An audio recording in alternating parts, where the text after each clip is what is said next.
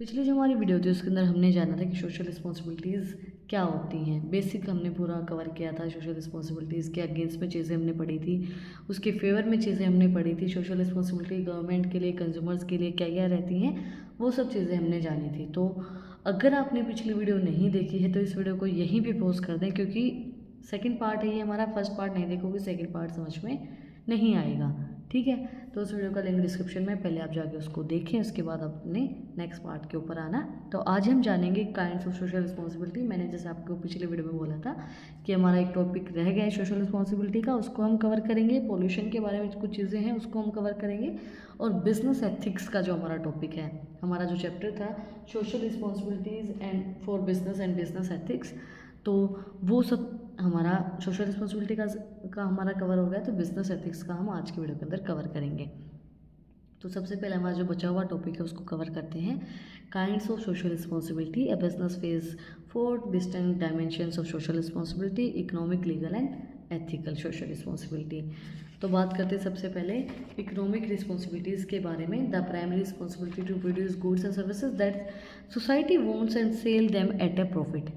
देखो, economic responsibility यही रहती है कि जो सामान है वो बने, सर्विसेज हैं वो प्रोवाइड करवाई जाए सोसाइटी की, और सोसाइटी के वॉन्ट्स को सेटिस्फाई करवाया जाए और ज़्यादा से ज़्यादा प्रॉफिट कमाया जाए। लीगल रिस्पॉन्सिबिलिटी क्या रहती है? The obligation to operate secretly with the law and regulation unexpected by the government. देखो, strictly within the laws and regulation unexpected by the government. Legal responsibility ये है कि जो भी आप काम कर रहे हो, जैसे भी काम कर रहे हो, वो लीगली हो, वो रेगुलेट किया जाए गवर्नमेंट के through, laws and rules regulations के अकॉर्डिंगली उसके अंदर काम किए जाए सारी चीज़ें। इसके बाद आता है ethical responsibility, behaviour that is expected by society but not explicitly written into the law. Example, repeating religious sentiments of workers, avoiding deceptive advertisement. देखो, इस चीज़ से मुझे एक चीज़ ध्यान आई है, उसके बारे में छोटी सी बात बताऊंगी। आजकल क्या होता है, जैसे मैंने भी रिसेंटली एक केस देखा था, मतलब मुझे किसी ने बताया, मैं कहीं गई तब, तो उन्होंने बताया कि क्या बोलते हैं, अब हमारे किसी आस पड़ोस में वो पढ़ते हैं, ठीक है। तो उन्होंने मुझे बताया कि मैं अपने हस्बैंड से डिवोर्स ले रही हूँ, ठीक है। अब उसका रीज़न क्या होगा वो चीज़ मैं आपको बताती हूँ। होता क्या है कि बोले कि मेरे हस्बैंड ने मुझे कहा कि मैं तुझे मारता नहीं हूँ, मैं तुझे पीटता नहीं हूँ, मैं तुझे गालियाँ नहीं देता हूँ, तो तू क्या बोल के डिवोर्स लेगी, है ना। क्योंकि भाई यही रीज़न होता है डिवोर्स लेने का मेनली, जो हमने आज तक सोसाइटी में सुना है कि भाई मेन रीज़न यही होता है डिवोर्स लेने का, कि भाई अगला मारता पीटता हो, अगला गाली गलौज करता हो, तो आप डिवोर्स लो, है ना। अब होता क्या है कि मतलब आप क्या ही रीज़न दोगे कि अगला इंसान बोलता है कि तू क्या रीज़न देगी अपने पेरेंट्स को या सोसाइटी को या कोर्ट को कि मैं क्यों डिवोर्स ले रही हूँ। तो उस लड़की का रीज़न मुझे अच्छा भी लगा और बुरा भी लगा ये सुन के कि आज की सोसाइटी भी ऐसी है। अब पता है क्या होता है कि वो लड़का ऐसा था कि हो सकता है वो मारता पीटता नहीं है, बट सेंटिमेंट्स नाम की भी चीज़ होती होगी इंसान की, इमोशंस नाम की भी चीज़ होती है, सेल्फ रिस्पेक्ट नाम की भी चीज़ होती है ना। बहुत सी चीज़ें होती हैं। अब सोच नाम की भी एक चीज़ होती है। तो उन सब चीज़ों को वो मतलब ये लगा लो कुछ ही नहीं मानता, कि उसकी सोच भी बहुत गिरी हुई। अगर वो किसी लड़के से बात कर रही है तो वो गलत है, अगर वो अपने फैमिली मेम्बर से बात कर रही है तो भी वो चीज़ गलत है कि अपने फैमिली मेम्बर से बात नहीं करनी, अब तेरी शादी हो गई है, मेरे पेरेंट्स की सेवा कर। या फिर वो कहीं बाहर जा रही है तो भी सिर पे पल्ला होना चाहिए, ये क्यों नहीं है, वो क्यों नहीं है, मतलब हर एक चीज़ उसके अगेंस्ट, उसके इमोशंस की कोई कदर नहीं, उसको कुछ भी बोल देना उसके बाद उसको मनाना। ऐसा तो नहीं होता, मतलब कुछ भी बोल देना, इट मीन्स आप बोल सकते हो, आपका हक है, बट एक लिमिट के अंदर रह के। अगले इंसान की सेल्फ रिस्पेक्ट आप नहीं गिराएंगे, है ना। तो वो चीज़ बहुत ज़्यादा ज़रूरी होती है। अब लॉ के अंदर तो यही चीज़ लिखी गई, भाई मारपीट हो, गाली गलौज हो तो आप डिवोर्स ले सकते हो, है ना। उनको यही लगता है, लेकिन ऐसा नहीं है। अगर आपकी सेंटिमेंट्स, आपके इमोशंस, उनको हार्म किया जाए तो भी आप डिवोर्स ले सकते हो। तो उस लड़की ने लिया भी, ऐसा नहीं उसने नहीं लिया। बोली मैं जिस रिश्ते में खुशी नहीं हूँ, जिसमें मेरी अगले इंसान के साथ सोच ही नहीं मिल पा रही है, कुछ हम साथ में रह ही नहीं पा रहे, तो क्या ही फ़ायदा है। और अगला इंसान बोलता है कि तुम मुझसे डिवोर्स ले ही कैसे सकते, क्या रीज़न देगी। बट वो कहते हैं ना कि रीज़न बहुत से होते हैं, तो वही एथिकल रिस्पॉन्सिबिलिटीज़ यहाँ पे बताई गई हैं कि ज़रूरी नहीं है वो एथिकल रिस्पॉन्सिबिलिटीज़ लॉ के अंदर लिखी गई हों, बट आपको वो निभानी होती हैं जो आपके एथिक्स के अंदर होती हैं, जो कि आपको ये नहीं कि आपके लॉज भाई आपके ऊपर थोपी जाएंगी, ये आपके एथिक्स में होनी चाहिए, जिसको हम बोलते हैं ना कि आपकी परवरिश में वो चीज़ें होनी चाहिए। जैसे कि रिलीजियस और वर्कर्स के सेंटिमेंट्स के ऊपर मतलब उनको रिस्पेक्ट करना, या फिर कोई भी ऐसे एडवर्टाइजमेंट फेक ना देना, मतलब कि जो चीज़ें सही नहीं हैं उनके एडवर्टाइजमेंट आप सही दिखा के दे रहे हो, तो ऐसे कोई एडवर्टाइजमेंट ना दी जाए। इसके बाद आप बात करते हैं discretionary responsibility, purely voluntary obligation assumed by enterprises, example donating to charity, building schools और hospitals, providing relief during and natural disasters. मतलब कि भूकंप आता है या फिर फ्लड आती है या फिर चैरिटी देनी होती है, स्कूल्स बनाने होते हैं, हॉस्पिटल्स बनाने होते हैं, तो उसके लिए इन रिस्पॉन्सिबिलिटीज़ का यूज़ किया जाता है, वो रिस्पॉन्सिबिलिटीज़ प्रोवाइड करवाई जाती हैं। इसके बाद हम बात करते हैं पहले बिजनेस एंड इन्वायरमेंटल प्रोटेक्शन के बारे में। इन्वायरमेंटल एंड बिजनेस प्रोटेक्शन क्या होती है, मतलब इन्वायरमेंट को किस तरीके से बिजनेस प्रोटेक्ट करेगा, क्या क्या चीज़ें उसको ध्यान रखनी होती है, वो सब चीज़ों के बारे में हम डिस्कस करेंगे। बात करते हैं सबसे पहले बिजनेस एंड इन्वायरमेंटल प्रोडक्शन के अंदर industrial production often lead to environmental disregarding through the discharge of harmful waste. मतलब कि इंडस्ट्रीज़ को ध्यान रखना होता है, प्रोटेक्ट करना होता है कि जो भी हार्मफुल वेस्ट है वो लोगों तक ना पहुँचे, जो हमारे ह्यूमन बींग्स हैं उनको ख़राब ना करे, उनको हार्म ना करे वो सब चीज़ें। सबसे पहला इसके अंदर आता है types of pollution, air pollution caused by smoke, chemicals and gases emitted from the factories. It damage health and deplete the ozone layer. देखो एयर पोल्यूशन जो होता है जैसे धुएं से जो होता है, केमिकल से होता है, गैस से होता है, फैक्ट्री से निकलने वाली, तो वो हेल्थ को भी डैमेज करता है और जो ओजोन लेयर है उसको भी डैमेज करता है। इसके बाद आता है water pollution caused by the dumping chemical waste and industrial effluent into rivers and lakes destroying marine life. जो मरीन लाइफ होती है, जैसे अब हम देखते हैं कि बहुत से जो जानवर हैं वो एनिमल्स हैं मर रहे हैं, तो वो सब चीज़ों को हार्म करता है। वाटर पोल्यूशन जो होता है, केमिकल वेस्ट है, इंडस्ट्रियल जो भी रिवर के अंदर जाता है, रिवर के अंदर गिराया जाता है, तो वो सब चीज़ें मरीन लाइफ को अफेक्ट करती हैं। इसके बाद आता है हमारा land pollution caused by the dumping toxic solid waste and land which run soil fertility. Soil fertility को ख़त्म करते हैं जो भी चीज़ें टॉक्सिक सॉलिड्स हैं, वेस्ट हैं, गिराई जाती हैं लैंड के ऊपर, धरती के ऊपर। Noise pollution caused by heavy machineries and running plants leading to hearing loss and mental stress. जो बड़ी बड़ी मशीनरीज होती है वो बहुत ज़्यादा शोर करती है, बहुत ज़्यादा आवाज़ करती है, तो वो सब चीज़ें जो हैं मेंटल भी स्ट्रेस प्रोवाइड करवाती हैं और सुनने की शक्ति को भी ख़त्म करती हैं। उनकी सुनने की जो शक्ति होती है, उनकी सुनने की शक्ति को भी ख़राब करते हैं और मेंटल स्ट्रेस भी बहुत ज़्यादा होता है। आपके आसपास जब होता है ना कि बहुत लोग चिल्ला रहे होते हैं, तो आपका दिमाग बहुत ज़्यादा ख़राब होता है, उस चीज़ से आपको बहुत ज़्यादा दिक्कत होती है। अब हम बात करते हैं need for pollution control. Pollution control करने की ज़रूरत क्यों है? देखो बहुत ज़्यादा ज़रूरत है और बहुत ज़्यादा चीज़ें ख़राब भी होती जा रही हैं। अब जैसे पोल्यूशन कंट्रोल नहीं हो रहा है तो उससे क्या हो रहा है कि गर्मी बहुत ज़्यादा बढ़ने लग गई है ना। इंडस्ट्रीज़ बहुत ज़्यादा हो गई हैं, पेड़ पौधे बहुत कम हो गए हैं, उससे बहुत सी चीज़ों के ऊपर इफेक्ट पड़ रहा है। अब जितनी गर्मी पहले होती थी उससे ज़्यादा अमाउंट में गर्मी अब हो रही है।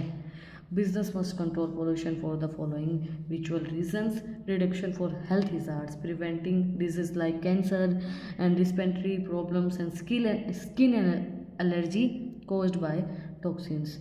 जैसे कि बहुत सी दिक्कतें होती हैं इन चीज़ों से, कैंसर हो जाती है, स्किन एलर्जी हो जाती है और भी बहुत सी प्रॉब्लम्स होती हैं, स्ट्रेस आता है, मेंटली आप डिस्टर्ब होते हो, तो पोल्यूशन कंट्रोल करना बहुत ज़्यादा ज़रूरी चीज़ है। Reduce risk for of liability, avoiding massive legal competition claims for affective citizens और गवर्नमेंट फाइन्स। जो भी फाइन देना होता है, गवर्नमेंट फाइन लगाती है या फिर कोई भी क्लेम आपके ऊपर होता है, सिटीजन्स क्लेम करते हैं, तो उससे बचने के लिए भी पोल्यूशन आपको कम करना चाहिए। उसके बाद आता है cost saving. Eco-friendly technical often save money in the long run through waste reduction and energy efficiency. जो भी इको फ्रेंडली चीज़ें होती हैं वो लंबे समय तक चलती है और बहुत वेस्ट को कम करती है और एनर्जी एफिशिएंसी को ज़्यादा ज़्यादा इंप्रूव करती हैं। Provided public image a clean green image builds massive brand building. जब आपकी क्लीन ब्रांड इमेज है, क्लीन आपकी एक इमेज है, तो वो आपको क्या क्रिएट करती है, एक अच्छा ब्रांड की गुडविल बनाने में हेल्प करती है। गुडविल का मतलब क्या होता है, एक आपका नाम, एक इज्जत बनाने में, एक ऑरा बनाने में हेल्प करती है जब आपकी एक इमेज क्लीन होती है। तो क्लीन तभी होगी जब आप सोसाइटी के लिए काम करोगे, सोसाइटी को जैसे हार्म नहीं करोगे, पोल्यूशन नहीं करोगे, तो उन सब चीज़ों के लिए ये चीज़ हेल्प करती है। इसके बाद हम बात करते हैं role of business in environmental production. Business का क्या रोल रहता है इन्वायरमेंटल प्रोडक्शन के लिए, ठीक है। Business enterprises can take the following step to protect the environment. Business enterprises को यही स्टेप लेने चाहिए इन्वायरमेंट को प्रोटेक्ट करने के लिए। सबसे पहला हमारा स्टेप आता है top management commitments. A clear commitment by top executive to create and maintain and support of worker culture and duplicate to environmental protections। Clearly एक कमिटमेंट्स होनी चाहिए टॉप एग्जीक्यूटिव्स की कि भाई आप सब चीज़ें मेंटेन करेंगे, वर्किंग कल्चर्स को मेंटेन करेंगे और इन्वायरमेंट को प्रोटेक्ट करेंगे। टॉप मैनेजमेंट ये सब चीज़ें क्लियरली मेंशन करेगी। उसके बाद आता है रेगुलरली इन्वायरमेंटल ऑडिट होनी चाहिए। Periodically auditing technical systems to evaluate pollutions control programs. Periodically मतलब कि रेगुलर बेसिस के ऊपर या फिर जैसे हफ्ते के अंदर, महीने के अंदर टेक्निकल सिस्टम्स जो हैं वो पोल्यूशन को देखेंगे, पोल्यूशन कंट्रोल करेंगे, पोल्यूशन कंट्रोल प्रोग्राम्स को रन करेंगे रेगुलर बेसिस के ऊपर। उसके बाद आता है use of clean technology. Clean technology का आप यूज़ करेंगे, अपग्रेडिंग मशीनरीज को अपग्रेड करके and using high quality raw material to minimise waste generation.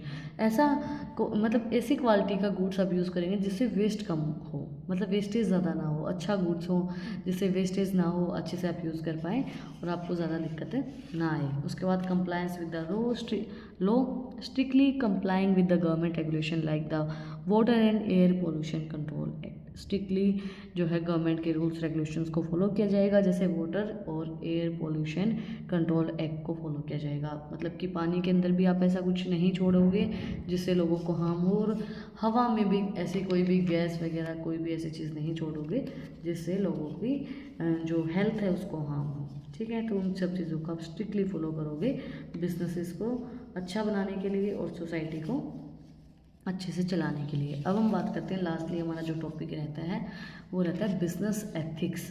Business ethics का मतलब क्या होता है उनके बारे में हम बात करेंगे। Business ethics refers to the system of moral principles and values that govern the behavior of an individual or a group determining what is right and what is wrong।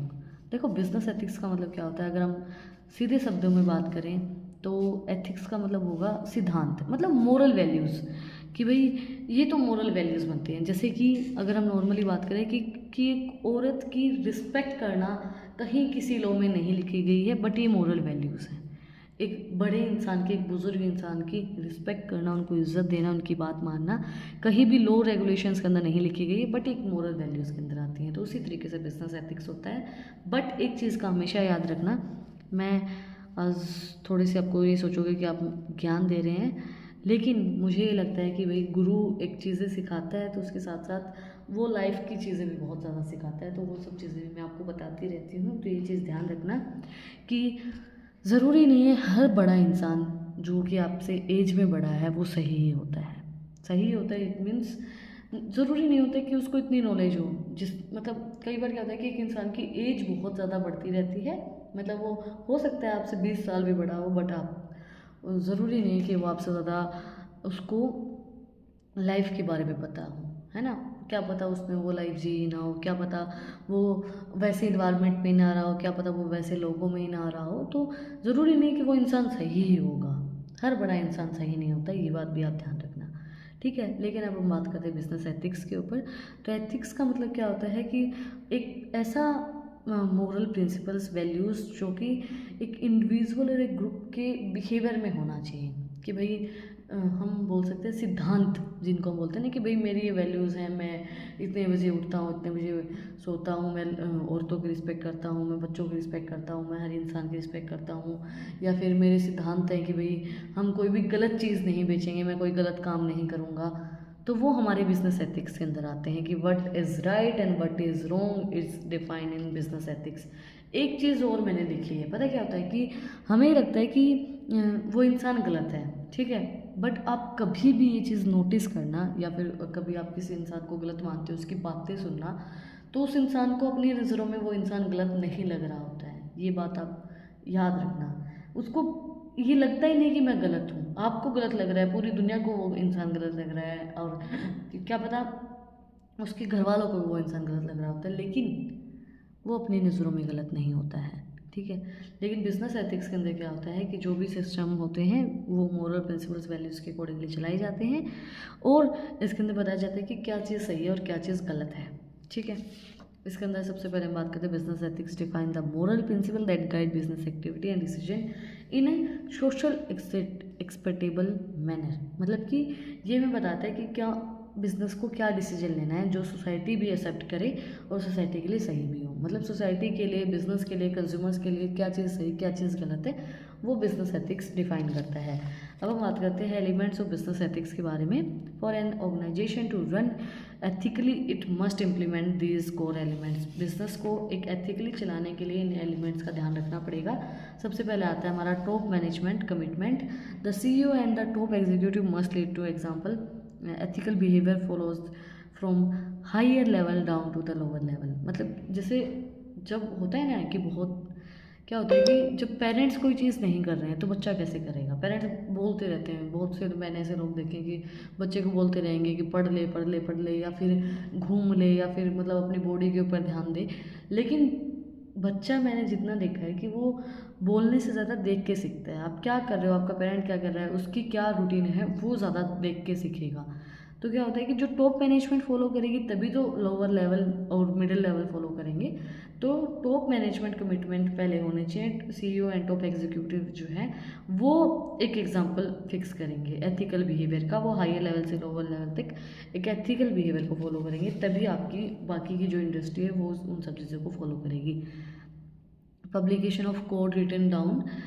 Publication of code written down, a formal code of conduct with outline the organization principle regarding safety, product quality, marketing and employee practices. आप formal code of conduct के अंदर organisation की जो भी principles हैं वो लिखोगे, जैसे सेफ्टी का है, प्रोडक्ट की क्वालिटी क्या रखनी है, मार्केटिंग किस तरीके से करनी है, कोई भी फेक मार्केटिंग एडवर्टाइजमेंट नहीं करनी है, एम्प्लॉयमेंट प्रैक्टिसेस क्या है, वो सब चीज़ें आप कोड उसके अंदर लिखोगे। उसके बाद establishment of compliance mechanism, creating system to ensure that actual performance match ethical standard, corporate communication channel and whistle blower protections. मतलब एक ऐसा सिस्टम क्रिएट करोगे जो इंश्योर करे कि एक्चुअल परफॉर्मेंस जो है वो आपकी मैच कर रही है जो आपने एथिकल स्टैंडर्ड्स फिक्स किए थे। मतलब जो आपने स्टैंडर्ड्स फिक्स किए कि मुझे ये मतलब ऐसा इतना प्रॉफिट चाहिए, इस तरीके से काम चाहिए, या इस तरीके का प्रोडक्ट चाहिए, जो आपने चाहिए वो स्टैंडर्ड फिक्स कर दिया और एक्चुअली क्या आ रहा है वो आपके बिल्कुल मैच करने चाहिए। Involving employees at all level, employees must involve in formulating ethical policies they felt motivated to follow them. Employees जो है किसी भी लेवल के ऊपर हैं वो सब उसके अंदर इन्वॉल्व होने चाहिए, एथिकल पॉलिसीज़ को सब फॉलो करेंगे ताकि वो मोटिवेटेड रहे और उनको फॉलो करें। सब कर रहे हैं, ऊपर वाले लोग कर रहे हैं तो वो भी करेंगे।